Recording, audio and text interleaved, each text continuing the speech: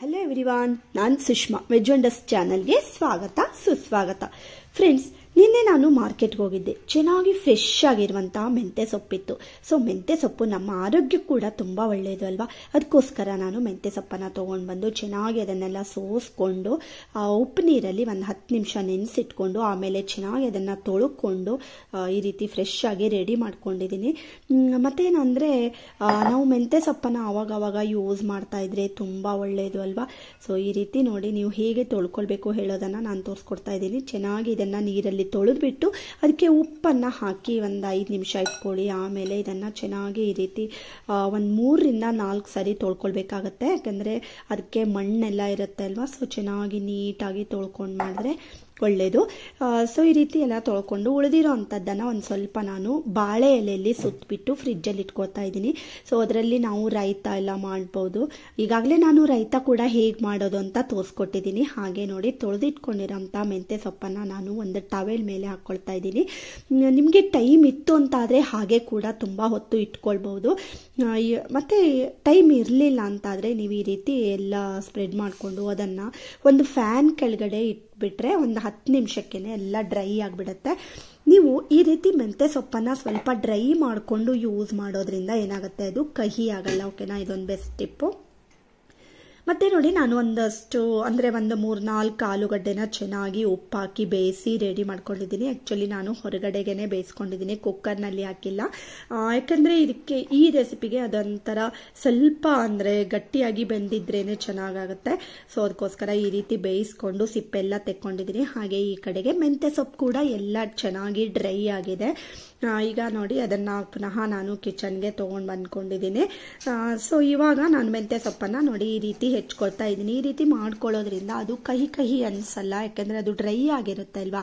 So ನೀವು ಒದ್ದೇ ಇರುವಾಗಲೇ ಯಾವುದಕ್ಕಾದ್ರೂ ಹಾಕಿದರೆ ಅದೊಂದು ಸ್ವಲ್ಪ ಕಹಿ ಬಿಟ್ಕೊಳ್ಳೋ ಚಾನ್ಸಸ್ ಜಾಸ್ತಿ ಇರುತ್ತೆ. ಓಕೆನಾ. ಹಾಗೆ ನೋಡಿ, ಆಲೂಗಡ್ಡೆನೂ ಅಷ್ಟೇ ನಾನು ಒಂಥರ ಕ್ಯೂಬ್ ಆಗಿ ಕಟ್ ಮಾಡ್ಕೊಂಡಿದ್ದೀನಿ. ಸ್ವಲ್ಪ ದೊಡ್ಡದಾಗೆ ಇದ್ದರೆ ಈ ರೆಸಿಪಿಗೆ ತುಂಬ ಚೆನ್ನಾಗಾಗುತ್ತೆ. ಹಾಗೆ ನೋಡಿ, ನಾನು ಸ್ಟವ್ ಆನ್ ಮಾಡಿಕೊಂಡು ಒಂದು ಕಡಾಯಿನ ಇಟ್ಕೊಳ್ತಾ ಇದ್ದೀನಿ. ಇದನ್ನು ನೀವು ಲಂಚ್ ಬಾಕ್ಸ್ಗೆ ತೊಗೊಂಡೋಗ್ಬೋದು, ಡಿನ್ನರ್ಗೆ ಮಾಡ್ಕೊಳ್ಬೋದು. ಯಾರಾದರೂ ಗೆಸ್ಟ್ ಬರ್ತಾರೆ ಅಂದರೆ ಕೂಡ ನೀವು ಇದನ್ನು ಸುಲಭವಾಗಿ ಮಾಡ್ಕೊಳ್ಬೋದು. ಹಾಗೆ ನೋಡಿ, ಇದಕ್ಕೆ ಈಗ ನಾನು ಒಂದು ಸ್ವಲ್ಪ ಎಣ್ಣೆನ ಹಾಕ್ಕೊಳ್ತಾ ಇದ್ದೀನಿ. ಒಂದು 5-6 ಚಮಚದಷ್ಟು ಎಣ್ಣೆ ಬೇಕಾಗುತ್ತೆ ಇದಕ್ಕೆ. ನಾನು ಕೊಬ್ಬರಿ ಎಣ್ಣೆನ ಹಾಕ್ಕೊಂಡಿದ್ದೀನಿ. ನೀವು ನಿಮ್ಮ ಮನೇಲಿ ಯಾವ ಎಣ್ಣೆನ ಯೂಸ್ ಮಾಡ್ತೀರಿ ಅಲ್ವಾ, ಅದೇ ಎಣ್ಣೆನೇ ಹಾಕ್ಕೊಳ್ಬೋದು. ಹಾಗೆ ಈಗ ನೋಡಿ, 1 ಚಮಚ ಆಗುವಷ್ಟು ನಾನು ಉದ್ದಿನ ಬೇಳೆನ ಹಾಕ್ಕೊಳ್ತಾ ಇದ್ದೀನಿ. ಹಾಗೆ ಒಂದು ಅರ್ಧ ಚಮಚ ಆಗುವಷ್ಟು ಸಾಸಿವೆನ ಹಾಕ್ಕೊಂಡಿದ್ದೀನಿ. ಮತ್ತು 1 ಚಮಚ ಆಗುವಷ್ಟು ಜೀರಿಗೆನ ಹಾಕ್ಕೊಳ್ತಾ ಇದ್ದೀನಿ. ಸೊ ಜೀರಿಗೆ ಇದಕ್ಕೆ ಒಂದೊಳ್ಳೆ ಫ್ಲೇವರ್ ಕೊಡುತ್ತೆ. ಸೊ ಫುಲ್ ನಾನು 1 ಸ್ಪೂನ್ ಆಗುವಷ್ಟು ಹಾಕ್ಕೊಂಡಿದ್ದೀನಿ. ಮತ್ತು ಒಂದು ಸ್ವಲ್ಪ ಇಂಗನ್ನು ಹಾಕ್ಕೊಳ್ತಾ ಇದ್ದೀನಿ. ಚೆನ್ನಾಗಿ ಈಗ ಇದನ್ನು ಮಿಕ್ಸ್ ಮಾಡ್ಕೊಳ್ತಾ ಹೋಗಬೇಕು. ಒಗ್ಗರಣೆ ಎಲ್ಲ ಒಂದು ಸ್ವಲ್ಪ ಚೆನ್ನಾಗಿ ಫ್ರೈ ಮಾಡ್ಕೊಳ್ಬೇಕು. ಹಾಗೆ ನಾವು ಮಾಡುವಾಗ್ಲೇನೆ ಆಗಿಂದಾಗ್ಲೇನೆ ಎಲ್ಲ ಥಿಂಗ್ಸ್ಗಳನ್ನು ಅದರದ್ರದ್ದೇ ಪ್ಲೇಸಲ್ಲಿ ಇಟ್ಕೊಂಡ್ಬಿಟ್ರೆ ನಮಗೆ ಜಾಸ್ತಿ ಕೆಲಸವಾಗಿ ಅನಿಸಲ್ಲ. ಹಾಗೆ ನೋಡಿ, ಒಂದು 3-4 ಹಸಿಮೆಣಸನ್ನು ಕಟ್ ಮಾಡಿಕೊಂಡು ಹಾಕ್ಕೊಂಡಿದ್ದೀನಿ. ನಿಮಗೆ ಖಾರಕ್ಕೆ ಎಷ್ಟು ಬೇಕು ಅಂತ ನೋಡಿಕೊಂಡು ಹಸಿಮೆಣಸನ್ನು ಹಾಕ್ಕೊಳ್ಬೋದು. 1 ಒಣ ಮೆಣಸಿನ ಚೂರನ್ನು ಹಾಕ್ಕೊಳ್ತಾ ಇದ್ದೀನಿ. ಫ್ಲೇವರ್ ಚೆನ್ನಾಗಿ ಬರುತ್ತೆ. ಈ ರೀತಿ ಮಾಡಿಕೊಂಡ್ರೆ ಚೆನ್ನಾಗಿ ಈ ರೀತಿ ಫ್ರೈ ಮಾಡ್ಕೊಳ್ಳಿ ಒಂದ್ಸರಿ. ಹಾಗೆ ನೋಡಿ, 2 ರಿಂದ 3 ಈರುಳ್ಳಿನ ನಾನು ಕಟ್ ಮಾಡ್ಕೊಂಡಿದ್ದೀನಿ. ಇದಕ್ಕೆ ಒಂದು ಸ್ವಲ್ಪ ಜಾಸ್ತಿ ಈರುಳ್ಳಿ ಹಾಕ್ಕೊಂಡ್ರೆ ಚೆನ್ನಾಗಿರುತ್ತೆ. ಸೊ ಇದನ್ನು ಕಟ್ ಮಾಡ್ಕೊಂಡು ಹಾಕ್ಕೊಂಡಿದ್ದೀನಿ. ಈಗ ನೋಡಿ, ಇದನ್ನು ಅಷ್ಟೇ ಚೆನ್ನಾಗಿ ಈರುಳ್ಳಿ ಎಲ್ಲ ಅದು ಫ್ರೈ ಆಗಬೇಕು, ಬಾಡಬೇಕು. ಹಾಗೆ ಒಂದು ಸ್ವಲ್ಪ ಶುಂಠಿ ಮತ್ತು ಬೆಳ್ಳುಳ್ಳಿನ ಎರಡನ್ನೂ ತುರಿದ್ಬಿಟ್ಟು ಹಾಕ್ಕೊಳ್ತಾ ಇದ್ದೀನಿ. ಒಂದು 8-10 ಬೆಳ್ಳುಳ್ಳಿನ ತೊಗೊಂಡಿದ್ದೀನಿ. ಹಾಗೆ ಇದನ್ನು ಕೂಡ ಹಾಕ್ಕೊಂಡು ಚೆನ್ನಾಗಿ ಈ ರೀತಿ ಮಿಕ್ಸ್ ಮಾಡ್ಕೊಳ್ತಾ ಹೋಗಬೇಕು. ಈರುಳ್ಳಿ ಕೂಡ ಒಂದು ಸ್ವಲ್ಪ ಅದು ಕಲರ್ ಚೇಂಜ್ ಆಗಬೇಕು. ಆವಾಗ ನೋಡಿ, ನಾನು ಈ ರೀತಿ ಆಲೂಗಡ್ಡೆ ಏನು ಬೇಯಿಸ್ಕೊಂಡಿದ್ದೀನಿ ಅಲ್ವಾ, ಅದನ್ನು ಹಾಕ್ಕೊಳ್ತಾ ಇದ್ದೀನಿ. ಆಲೂಗಡ್ಡೆನ ಜಾಸ್ತಿ ಬೇಯಿಸ್ಕೊಳ್ಬಾರ್ದು, ಅಂದರೆ ಮೀಡಿಯಮ್ ಆಗಿ ಬೆಂದಿರಬೇಕು ಅದು. ಸೊ ಅದನ್ನು ಕೂಡ ಹಾಕ್ಕೊಂಡು ಚೆನ್ನಾಗಿ ಮಿಕ್ಸ್ ಮಾಡ್ಕೊಂಡಿದ್ದೀನಿ. ಫ್ರೆಂಡ್ಸ್, ನೀವೇನಾದ್ರೂ ಫಸ್ಟ್ ಟೈಮ್ ನನ್ನ ಚಾನೆಲ್ ನೋಡ್ತಾ ಇದ್ರೆ ಸಬ್ಸ್ಕ್ರೈಬ್ ಮಾಡ್ಕೊಳ್ಳಿ. ಒಳ್ಳೊಳ್ಳೆ ವಿಡಿಯೋಸ್ಗಳು, ಬ್ಲಾಗ್ಸ್ಗಳು, ರೆಸಿಪಿಗಳನ್ನೆಲ್ಲ ನೀವು ನನ್ನ ಚಾನೆಲ್ನಲ್ಲಿ ನೋಡ್ಕೊಳ್ಬಹುದು.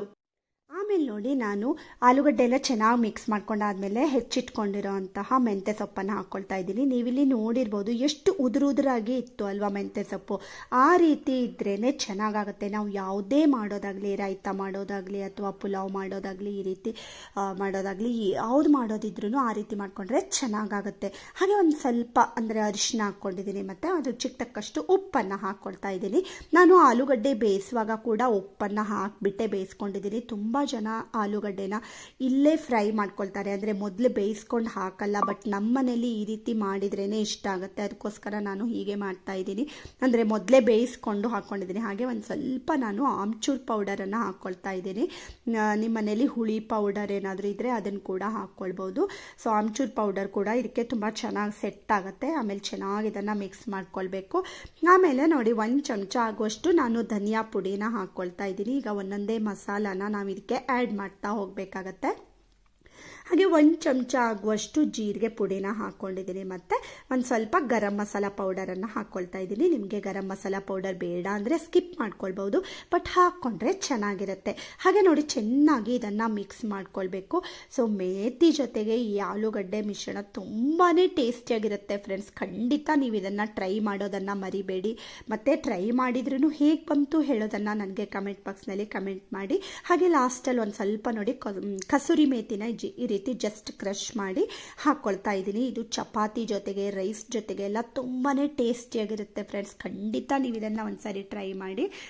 ಹಾಗೆ ನೋಡಿ ಚಿಕ್ಕದಾಗಿ ಹೆಚ್ಚಿಟ್ಕೊಂಡಿರೋಂಥ ಕೊತ್ತಂಬರಿ ಸೊಪ್ಪನ್ನು ಹಾಕ್ಕೊಳ್ತಾ ಇದ್ದೀನಿ. ನೀವು ಬೇಕಂದರೆ ಹಾಕ್ಕೊಳ್ಬೋದು, ಇಲ್ಲ ಅಂದರೆ ಸ್ಕಿಪ್ ಮಾಡ್ಕೊಳ್ಬೋದು. ಯಾಕೆಂದರೆ ಆಲ್ರೆಡಿ ಮೇಥಿ ಸ್ಮೆಲ್ಲೇ ಚೆನ್ನಾಗಿ ಬರ್ತಾ ಇರುತ್ತೆ. ತುಂಬಾ ಟೇಸ್ಟಿಯಾಗಿರುತ್ತೆ. ನಮ್ಮ ಮನೇಲಂತೂ ಎಲ್ಲರಿಗೂ ತುಂಬ ಅಂದರೆ ತುಂಬ ಇಷ್ಟ. ಖಂಡಿತ ನೀವು ಒಮ್ಮೆ ಟ್ರೈ ಮಾಡಿ, ಓಕೆನಾ? ಈಗ ನೋಡಿ ಫ್ರೆಂಡ್ಸ್, ಸಖತ್ ಟೇಸ್ಟಿಯಾಗಿರುವಂಥ ಆಲೂ ಮೇಥಿ ಡ್ರೈ ರೆಡಿ ಆಗಿದೆ. ನೋಡೋದಕ್ಕೂ ಚೆನ್ನಾಗಿ ಕಾಣುತ್ತೆ, ತಿನ್ನೋದಕ್ಕೂ ಅಷ್ಟೇ ಫ್ರೆಂಡ್ಸ್ ತುಂಬಾ ಟೇಸ್ಟಿಯಾಗಿರುತ್ತೆ.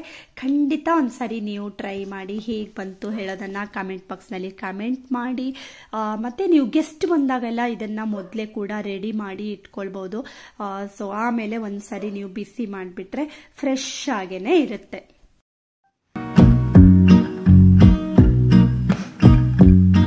ಫ್ರೆಂಡ್ಸ್, ಆಲೂ ಮೆಥಿ ಹೇಗ್ ಮಾಡೋದು ಅಂತ ನೋಡ್ಕೊಂಡ್ ಬಂದ್ರಿ ಅಲ್ವಾ? ಇದು ದೋಸೆ, ಚಪಾತಿ ಹಾಗೆ ಅನ್ನದ ಜೊತೆಗೆ ಎಲ್ಲದ್ರ ಜೊತೆಗೂ ತುಂಬಾ ಚೆನ್ನಾಗಾಗತ್ತೆ. ಹಾಗೆ ಒಂದು ಹೆಲ್ದಿ ರೆಸಿಪಿ ಅಂತ ಹೇಳ್ಬೋದು. ಖಂಡಿತ ನೀವು ಒಮ್ಮೆ ಈ ರೀತಿ ಇವತ್ತು ನಾನು ಹೇಳ್ಕೊಟ್ಟಿರೋ ಸ್ಟೈಲ್ನಲ್ಲಿ ಟ್ರೈ ಮಾಡಿ ನೋಡಿ, ತುಂಬಾನೇ ಚೆನ್ನಾಗಿರುತ್ತೆ. ಹಾಗೆ ಇವತ್ತಿನ ವಿಡಿಯೋ ಇಷ್ಟ ಆದ್ರೆ ಗೊತ್ತೇ ಇದೆ ಅಲ್ವಾ ಫ್ರೆಂಡ್ಸ್, ಲೈಕ್ ಮಾಡಿ, ಶೇರ್ ಮಾಡಿ, ಮತ್ತೆ ಸಬ್ಸ್ಕ್ರೈಬ್ ಮಾಡಿ. ಇನ್ನೊಂದು ಒಳ್ಳೆ ವಿಡಿಯೋ ಜೊತೆ ಬರ್ತೀನಿ. ಅಲ್ಲಿವರೆಗೂ take care. Thank you for watching.